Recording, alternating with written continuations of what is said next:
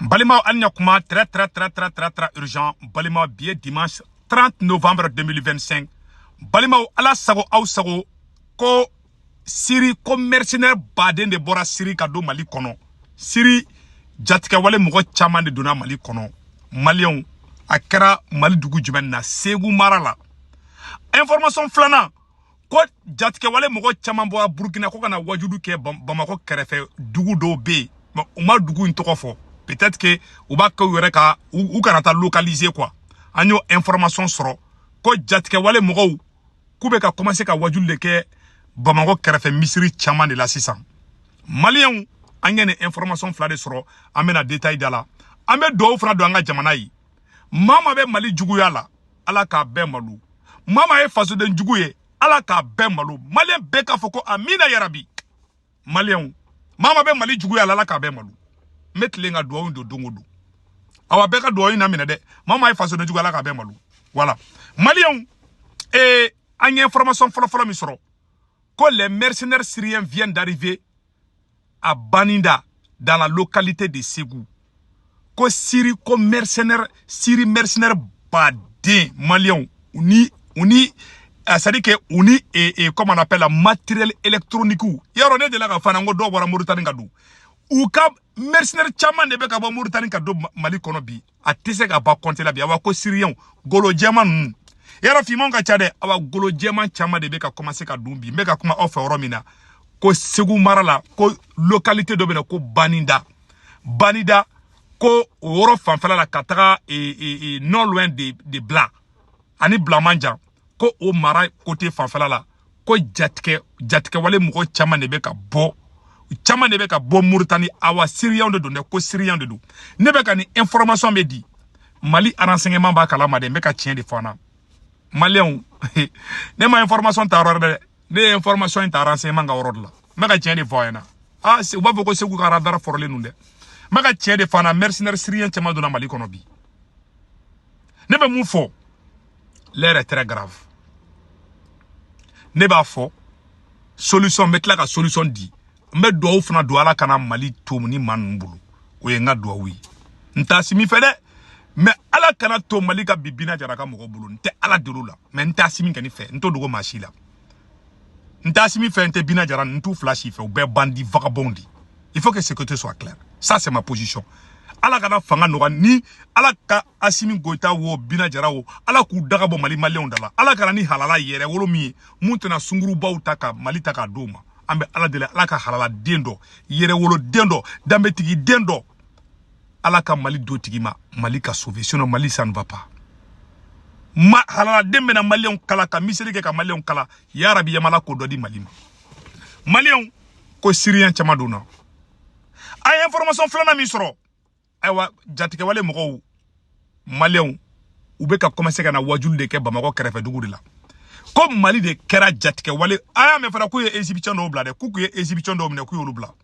anyo fana information soro ne ya fo ongena Mali de kera ou ka dien otasi ba fefe be ka mine Sahel fanfela be ka na be Mali de konobi Mali de kera ou faso yebi ou be ka Mali de sécuriser bi ko kabako dien tero nyamugo ba dien jatke wale kogole ba fefe be dien selege na fefe abebe ka na Mali konobi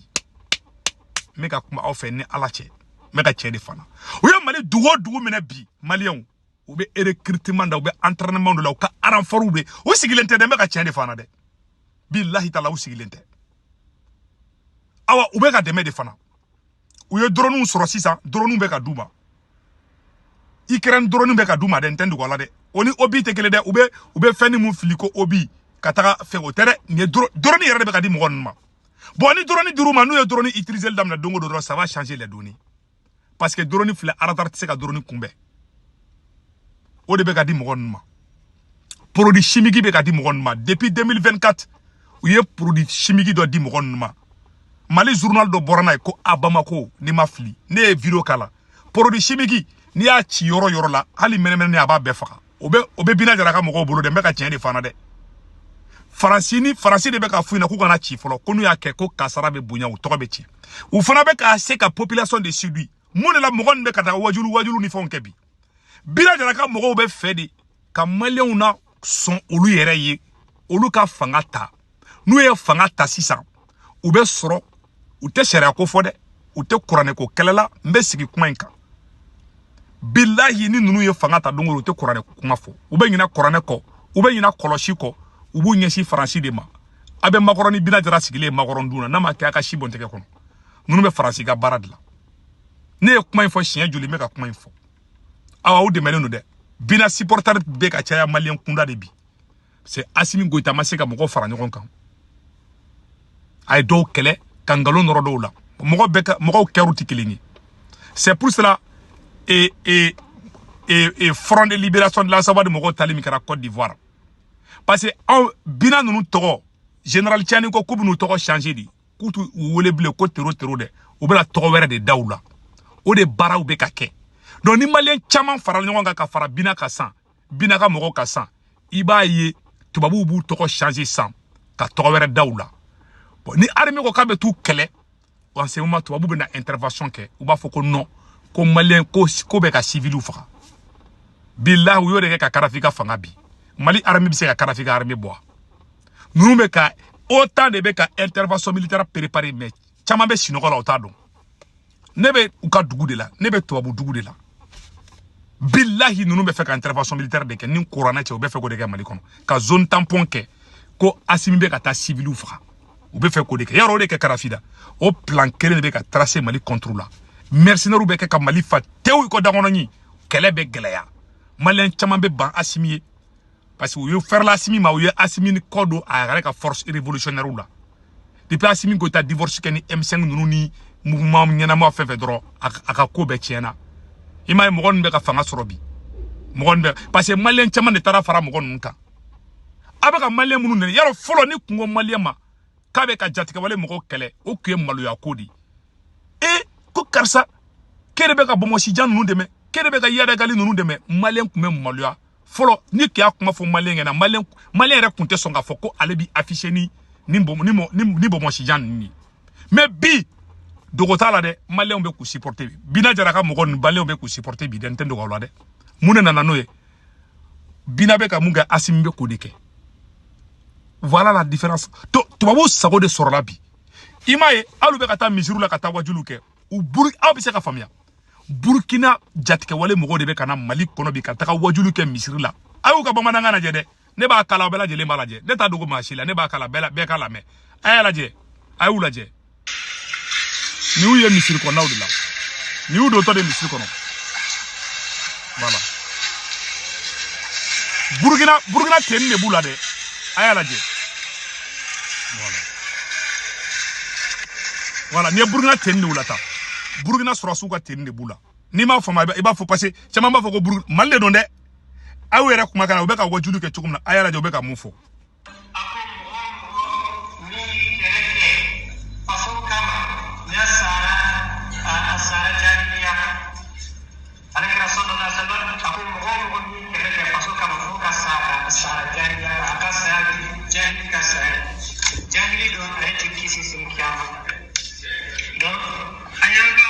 Burkina sɔrɔsiw ka tenni de b'u la o de bɛ ka caman tromper caman b'a fɔ non Mali tɛ Burkina de don i b'a dɔn jatigɛwale mɔgɔ b'an ka tenni an ka sɔrɔsiw ka tenni de don ni mɔgɔ nin a bɛ k'i kɔnɔ ko sɔrɔsiw de don u bɛ sɔrɔsiw ka tenni de don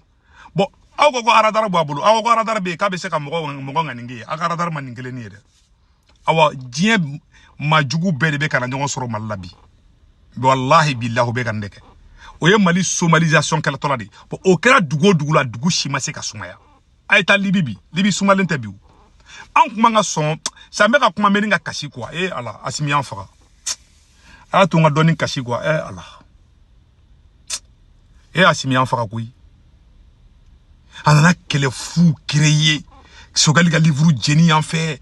M5 y'a don yan fɛ Ben le cerveau o ye jatigɛwale mɔgɔ de kana kɛlɛ fu créer yana sigi kɔfɛ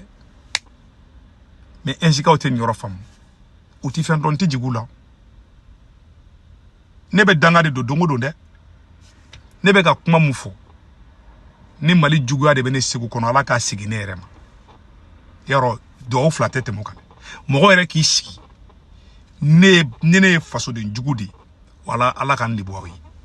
mais ni Mali ka di ne Mali kanu de bɛ ne na ne bɛ fɛ Mali ka ɲa ne bɛ fɛ Mali ka kɛ ko États-Unis wallahi ala ka ne ka kala mene ala be ka nga kala mene bi de ah oui ne ka vidéo be dien fan be bi follow ni que ne ka vidéo partager ti a problème ali groupe WhatsApp ka mais bi abe fan be